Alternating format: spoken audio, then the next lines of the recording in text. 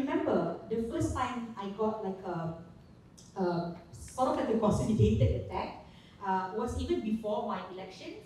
I made a TikTok video, and that was the first time I was like have a coordinated attack on my social media. And I'm very frank about this, and I remember how that really broke my spirit, and that really made me very, very anxious about continuing in this pathway. Because I remember the things that they were saying about me are like really vile things that you can never really imagine someone would say about you. You know, things like, oh, if I can just say it, it's very crude, but things like, oh, baru umur 25 tahun nampak macam dah menyusukan anak 10, things like that, you know.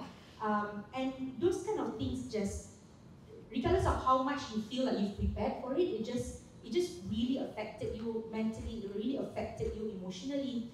And I think the worst part about you being in politics and you receiving these kind of attacks are the fact that as politicians, people expect you to just push through, people expect you to just put up this wall. And I remember when I was talking about it to a senior politician, and she told me that, oh, biasa lah Amira, benda ni biasa.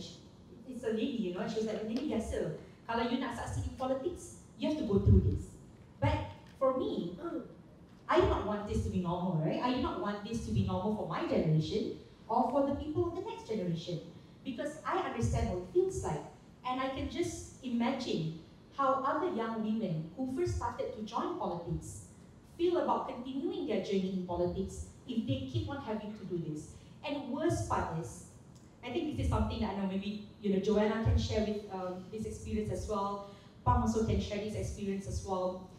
If you are not a public figure, you might be able to process this in therapy. But when you're a public figure, if you go to therapy, people will like say vile thing about you as well. Things like, lah, dia ni pergi terapi boleh ke jadi adult, dia ni pergi terapi boleh ke jadi MP, macam mana nak memimpin negara kalau mental tak kuat, things like that, you know. And so I was just, Belisa was telling me about after GE15 there were 14 women. So I was telling Amira before this that I've been part of these conversations before. After GE15, there was a panel that was put together to ask politicians, women politicians, their experiences campaigning in GE15 and on gender-based violence that they faced and the harassment and abuse. There were 14 politicians from across the aisle. It became the longest trauma sharing session I'd ever been part of. And I left heartbroken and drained, but recharged because we should do something about it. And exactly as Amira said, I want to pick up on something you mentioned when other people warn you that this is going to happen or this is part and parcel of being a politician. How do you respond to that? Like, is that something you take and say, okay, if I want to succeed in politics, I've got to grow thick skin, got to have, the ball. How do you respond? Actually, it made me even angrier at the fact that politicians have to just accept this. So I remembered that after that, I went and lodged a police report about the sexual harassments I was facing.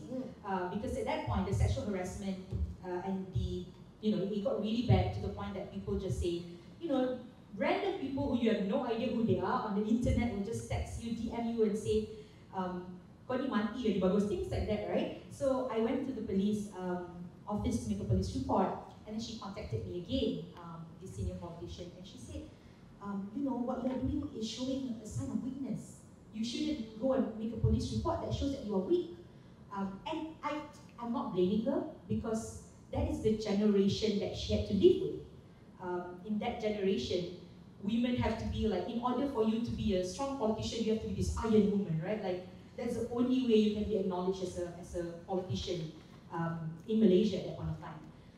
But I was telling them, I remember even that during that time, the press conference I did, I told them that when I launched this police report, I'm not just doing it for me, right? I'm doing it for all the other young women that will have to come to politics, that will have to face this. Because if I continue that cycle of tak apalah, benda ni kena biasakan diri, then more women will be affected by it. And even when I made that police report, other women are still affected, right? I feel that there has to be was telling Melissa, maybe we should create a group therapy or something about women in politics. Because at least a WhatsApp group. Yeah, right? WhatsApp group. And then they can support each other, at least a WhatsApp group. Because unfortunately we are facing the same things, and this is like across the board, whether you are from a traditional big party like UMNO or whether you're from a small new party like Muda, we'll face the same things. And we've got to make sure that we are pushing for something together to open more spaces for future women politicians. During the Kuala Lumpur elections, I experienced firsthand how political campaign can be shaped by appearance. The main headlines that made on social media and some of the cybercriminals portals are actually my appearances. So my opponents, members of their parties, and some of the netizens as well as the cyber troopers have frequently commented on my look, my experiences, that I gained weight compared to the photos that posted years ago, all the fat shames, and it's very difficult to get a perfect photo of mine because I'm not pretty, you see. So when I disagree with that completely. And when the reporters asked me about how do you felt about the comments on your looks and appearance, I actually answered in this way. I said, I'm okay with it because I'm not Fan Bingbing, you see. So we need to be emotionally prepared when you enter into a political campaign. So other than my appearance, my look, there were also baseless accusations that I was a member of MCA, which I have never been. You see, this is a very bad accusation, not because they accuse me of being a member of MCA, but that particular accusation actually imply that I had a close relationship with a man in MCA. It is someone I never knew. I did not know at all. So that imply that I have a very maybe complex relationship, and that actually attacked my personality. So that is totally baseless and is wrong.